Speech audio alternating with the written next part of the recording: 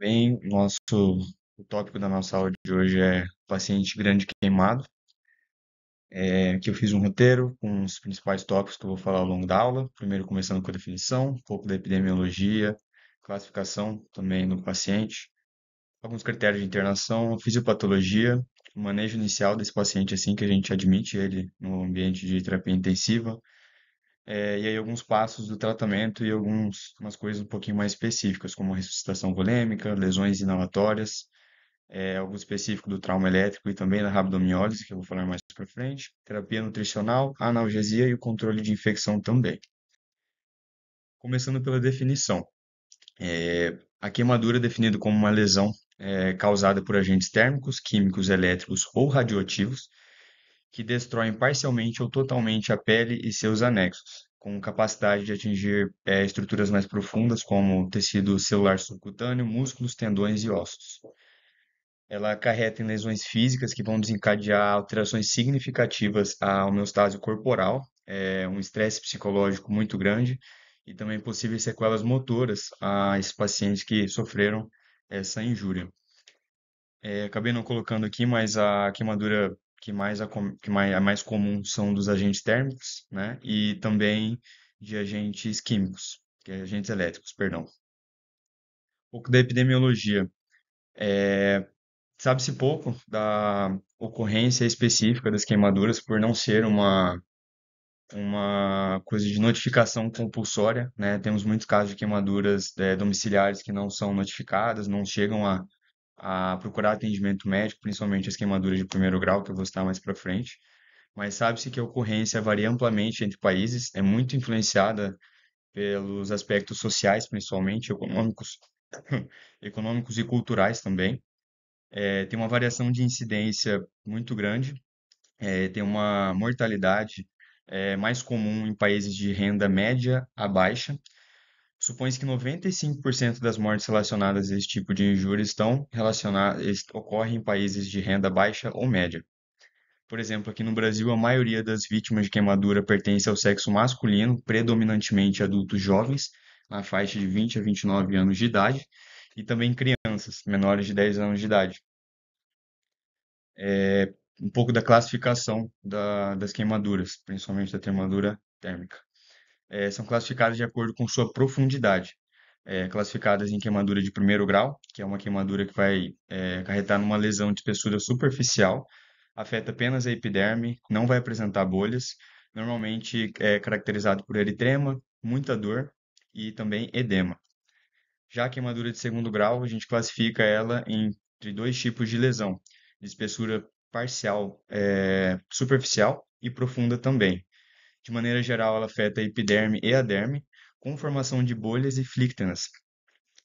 As lesões de espessura parcial superficial têm uma base rosácea da sua bolha, ela é úmida e também é muito dolorosa. E já as lesões de espessura profunda têm uma base de bolha mais branca, pouco secretiva e com uma menor intensidade de dor. Essa menor intensidade de dor se dá por destruição das terminações nervosas, por isso que sente menos dor. Quanto mais profundo, menos dor o paciente vai sentir no momento imediato ali. Queimaduras de terceiro grau, que são que produzem lesões com espessura total, afeta epiderme, derme e algumas outras estruturas profundas, apresentam-se como feridas esbranquiçadas ou até mesmo enegrecidas, e elas costumam ser indolores, por esse motivo que eu acabei de citar previamente. Não reptilizam e necessitam normalmente de enxertia de pele. E também possuímos a queimadura de quarto grau. É uma queimadura que eu até tentei dar uma olhada no ATLS, não consta lá, mas é uma classificação que engloba todas as lesões que acometem todas as camadas da pele, se estendendo até o osso. Uma, um detalhe muito importante de comentar é que essa classificação ela deve ser relatada no momento da admissão desse paciente dentro da unidade de terapia intensiva, assim como também a área corporal queimada, que é uma classificação que eu vou citar um pouco mais à frente. Aqui eu deixei, só para deixar melhor ilustrado, até onde vai essas lesões, e aqui alguns exemplos fotográficos, né? Queimadura de primeiro grau, bem superficial, os dois tipos de queimadura de segundo grau, de terceiro e de quarto grau também. Aqui, citando alguns critérios de internação, como eu comentei anteriormente, muitos desses pacientes queimados não chegam a vir a necessitar, né, de atendimento médico, porque nem todos os tipos de queimadura mesmo a gente precisa internar o paciente, né?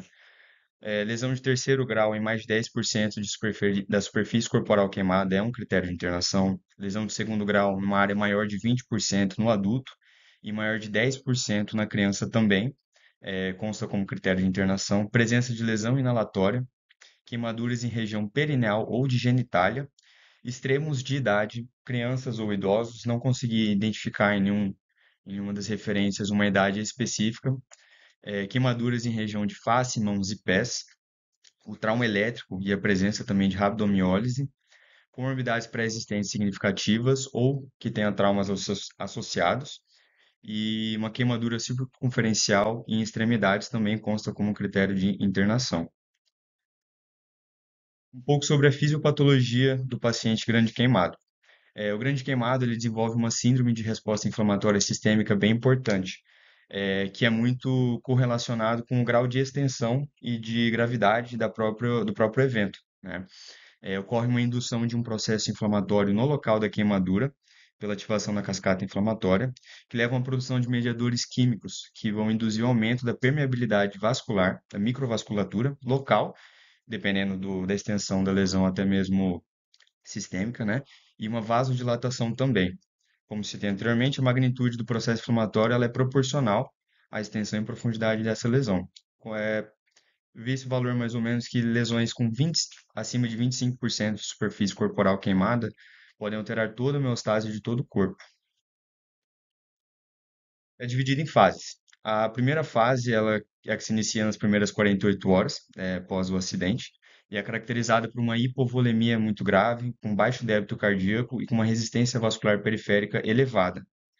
Ocorre uma elevação da permeabilidade vascular, como citei anteriormente, que vai estar associada a uma destruição da matriz celular, que causa também um aumento da pressão intersticial negativa, que isso, por consequência, propicia o deslocamento de proteínas plasmáticas e fluidos para o espaço intersticial, causando uma falência circulatória por hipovolemia, que pode gerar lesão em órgãos-alvo, né? Especialmente lesão renal e também uma acidose metabólica grave, bem importante.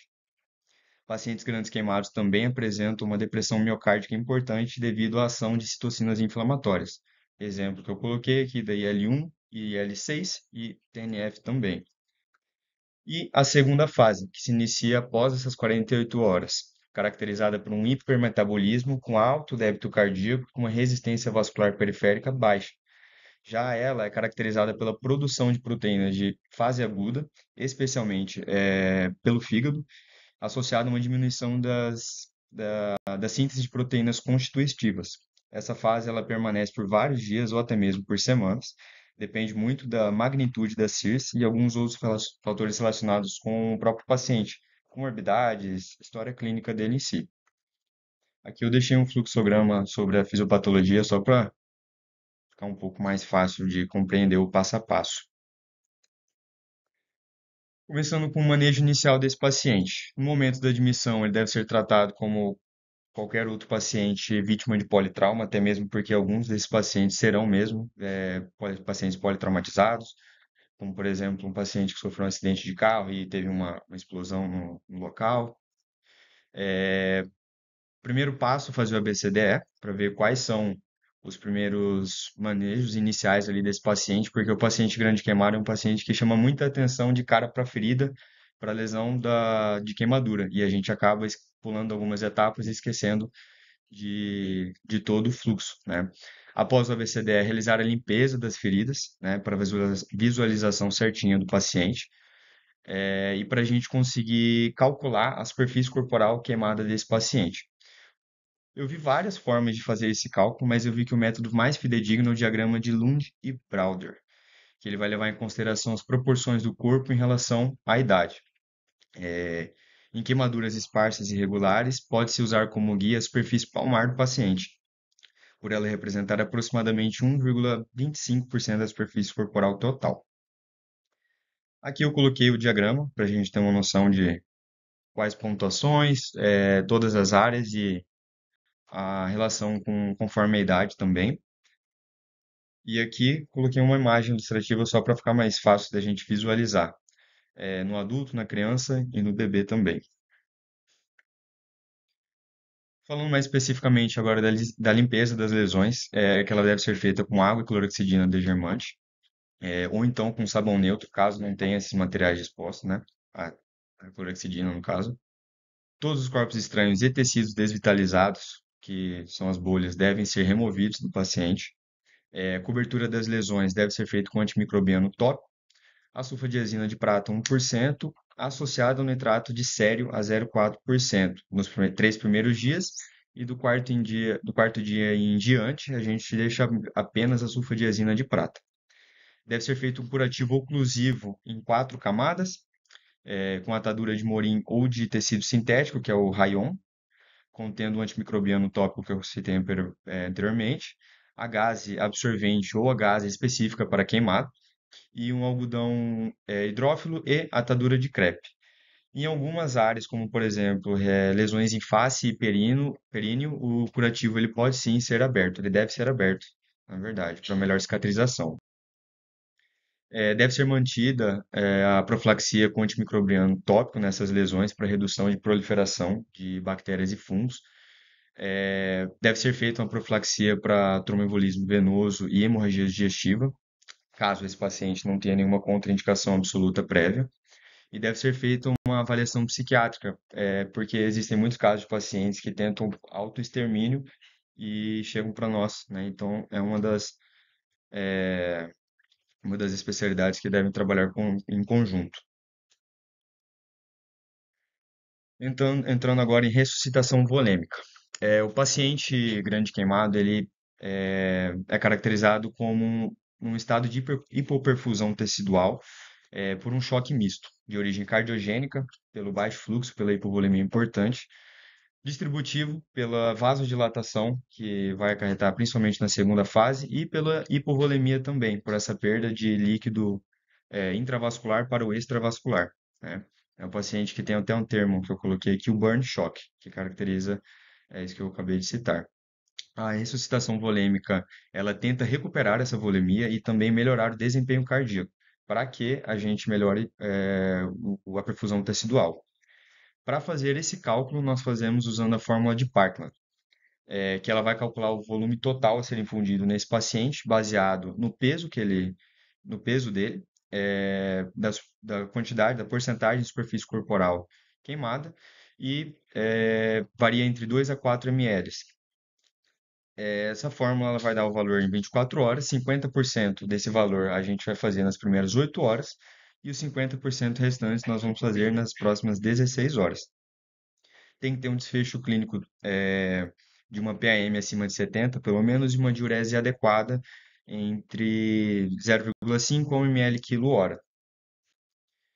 A ressuscitação ela deve ser feita com cristalóides nessas primeiras 24 horas, devido a essa permeabilidade aumentada na microcirculação.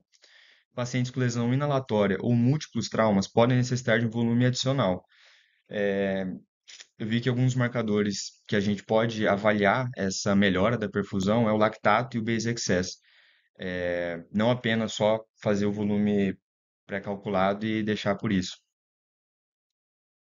Existem também algumas complicações durante a ressuscitação volêmica. Entre elas, nós temos a congestão pulmonar, síndrome compartimental de extremidades, edema de alças intestinais com atraso no início da dieta enteral e a hipertensão intraabdominal. Essa última normalmente é a mais temida, é a que nós temos que ficar mais de olho, né? E por conta disso, durante a ressuscitação volêmica é aconselhado uma aferição de pressão intraabdominal de 6 em 6 horas. Partindo para o segundo tópico das lesões, que é a lesão inalatória. Lesão inalatória é um termo inespecífico, né, que é utilizado para descrever a injúria causada pelo contato de gases aquecidos, que seria, por exemplo, a fumaça, ou de compostos químicos irritantes. Os compostos químicos irritantes mais comuns é o cianeto, e o monóxido de carbono. Entre 10 a 20% dos casos possuem lesão inalatória associada, tem uma incidência diretamente associada com a superfície corporal queimada e tem um fator muito importante na piora do prognóstico. O trato respiratório pode ser realizado em três níveis, né? Na região supraglótica, traqueobrônquica e no parênquima pulmonar. Uma lesão em qualquer um desses três locais libera fatores procoagulantes e espécies reativas também do oxigênio. Atinge inicialmente os brônquios, evoluem para obstrução e broncoespasmo e podem até destruir o transporte mucociliar, destruindo também a depuração bacteriana, que vai deixar o paciente muito suscetível a infecções pulmonares. Ocorre redução da produção surfactante, que pode gerar uma atelectasia importante, e ocorre aumento também da permeabilidade capilar, gerando provavelmente um edema pulmonar. Essas lesões, com o tempo, elas podem progredir, formando capas de fibrina, que vai dificultar mais ainda a troca de gases no tecido pulmonar. Aqui eu deixei uma imagem para mostrar essa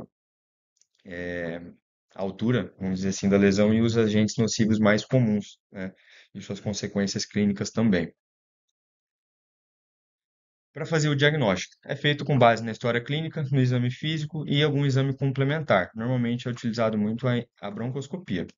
Da história clínica, saber como foi o mecanismo de exposição desse paciente, se foi um incêndio em local fechado, se foi uma queimadura na churrasqueira de casa, se foi uma explosão de carro, por exemplo. A duração também, para saber quanto tempo esse paciente ficou exposto, tanto ao agente térmico quanto aos agentes irritantes, né? E também se teve ou não perda de consciência desse paciente ou se possui alguma limitação física.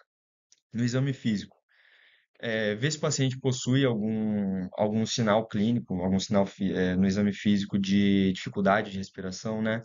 Um nível de consciência um pouco mais baixo, às vezes já tem algum sinal de insuficiência respiratória ali já, como por exemplo a rouquidão, ou até mesmo um estridor laríngeo. E a broncoscopia, que a gente vai procurar a presença de edema e eritema, ulcerações nas vias aéreas inferiores ou presença de fuligem na árvore traqueobrônquica. O tratamento é tratamento de suporte. Vai ser iniciado assim que possível no cenário de trauma com a administração de oxigenoterapia, em caso de intoxicação por agentes químicos irritantes. No caso do cianeto, a droga de escolha é a hidroxicobalamina, que é a vitamina B12. É feita uma dose de 5 gramas diluídos em 100 ml de água destilada em 15 a 20 minutos, podendo ser repetida se for constatada instabilidade hemodinâmica ou um coma persistente do paciente. E no monóxido de carbono, oxigenoterapia 100% até esse paciente melhorar. Sinais clínicos compatíveis com obstrução de vias aéreas superiores, como por exemplo o estridor, ou evidências brônquicas que indicam necessidade de via aérea avançada, são indicativos de intubação. Além de, como eu citei anteriormente, estado mental alterado, iminência de obstrução das vias aéreas superiores por edema e insuficiência respiratória refratária a medidas clínicas. E também podemos fazer o tratamento farmacológico. O tratamento farmacológico ele vai ser mais guiado conforme a história clínica desse paciente, conforme o exame físico. Os beta-agonistas são utilizados em caso de broncoespasmo, promove a broncodilatação, que vai diminuir a resistência do fluxo do ar e vai melhorar a complacência respiratória. Também ajuda na depuração do muco ciliar. Corticoides não são utilizados muito na prática, sem uma indicação específica. No caso aqui do paciente grande queimado, ele é mais utilizado em casos refratários de broncoespasmo, né, com o uso de beta-agonista. E não viu-se nenhum benefício importante na antibiótico-terapia profilática. Não reduziu a infecção de vias aéreas de forma alguma. No suporte ventilatório, é preconizada a utilização de pressão de platô menor do que 30 e um volume corrente baixo, né, de 4 a 6 ml por quilo de peso ideal do paciente. A PIP ela vai ser titulada uma pressão suficiente para manter o paciente estável. É recomendado também um aporte de oxigênio de maior ou igual, um FI, perdão, que a mínima possível para produzir uma PO de 60 milímetros de mercúrio ou uma saturação de acima de 90, maior ou igual a 90. O objetivo é que essa FI seja a menor possível, mas que esteja pelo menos abaixo de 60%, com uma saturação maior ou igual a 90%. E não viu-se nenhum benefício importante de VNI na fase aguda da doença. Passando agora para o trauma elétrico e para a rabdomiólise.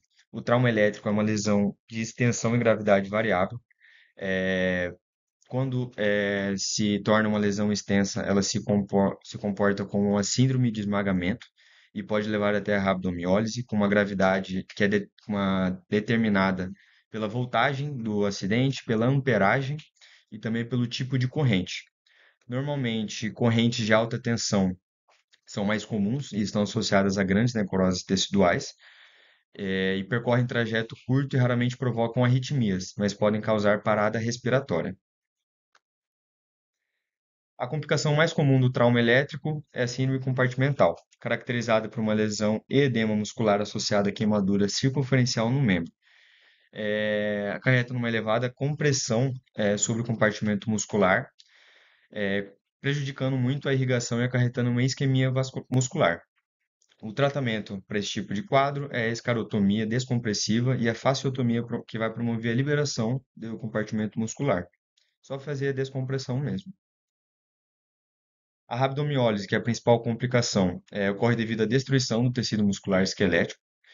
Com essa destruição, a mioglobina é liberada na corrente sanguínea e, por consequência, é filtrada pelos glomérulos pelo seu baixo peso molecular e são tóxicas às células renais, que vai desencadear uma necrose tubular aguda, que vai causar uma insuficiência renal aguda.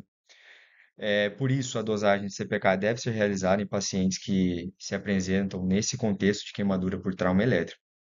O tratamento: hidratação venosa com o objetivo de uma diurese acima de 100 ml por hora e uma alcalinização da urina para tentar evitar essa solubilidade da mioglobina ali no sistema renal. Passando para terapia nutricional. A estimativa de necessidade calórica, ela vai ser realizada por calorimetria indireta, é o padrão ouro, mas não é tão comum de se ter essa ferramenta. Então, são utilizadas algumas fórmulas um pouquinho mais específicas.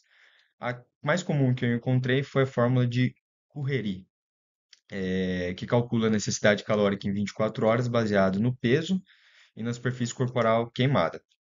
Com essa conta que eu coloquei aqui para vocês. Peso vezes 25 mais 40 vezes a superfície corporal queimada.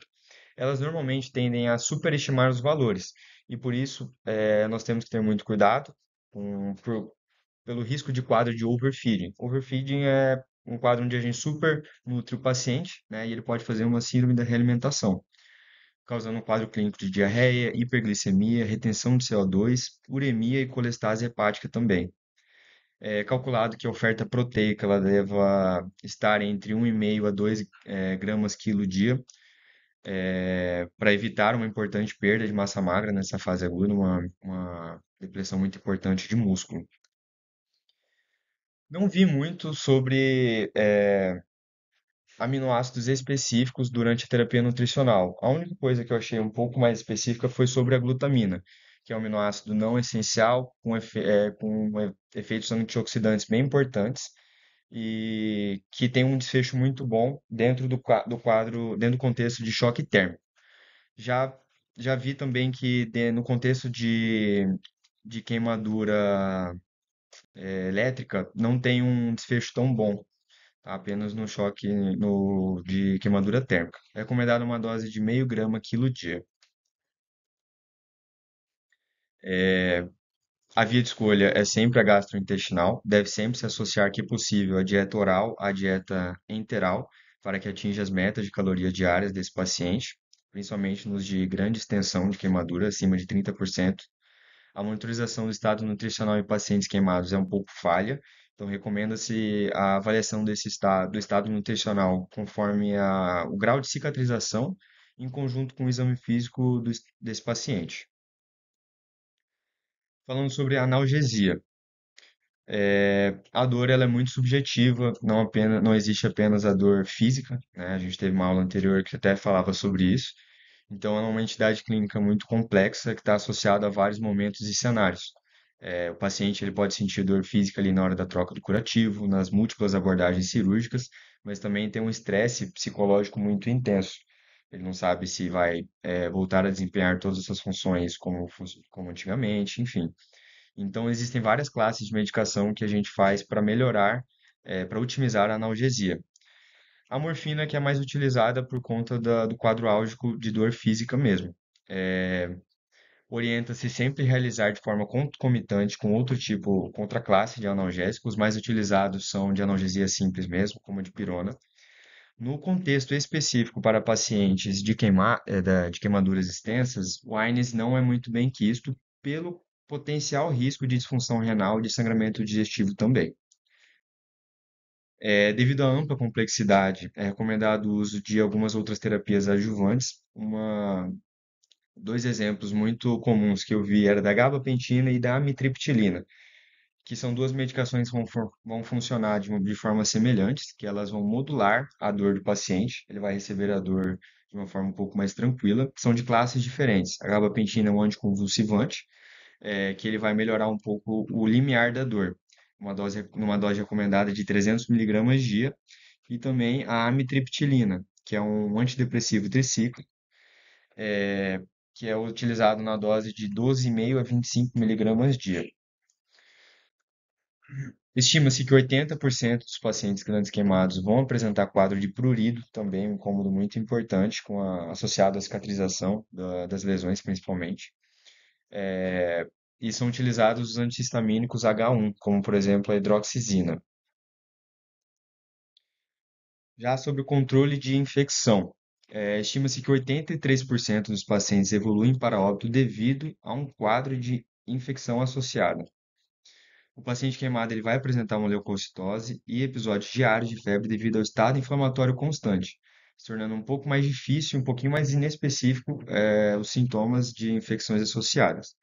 Normalmente, os focos mais comuns são pulmonar, infecção de catéter venoso central e a infecção na própria lesão queimada. É orientado a observar sinais de infecção nas feridas, como a mudança do aspecto das feridas, como por exemplo a presença de exudato, de petequias ou sinais de vasculite. A utilização profilática de antibióticos, com a intenção de diminuir a incidência de episódios infecciosos, se tornou muito ineficaz. Ela promove uma pressão seletiva de flora com surgimento de bactérias multiresistentes. Então, por isso, ela não é recomendada. Apenas é recomendado o antibiótico profilático em casos de cirurgia de desbridamento e enxertia, no perioperatório e no máximo 24 horas após o término da cirurgia. E o antibiótico de escolha ele vai sempre ser baseado no perfil microbiológico da unidade e também na colonização prévia desse paciente. E aqui eu coloquei as referências que eu utilizei para fazer a aula.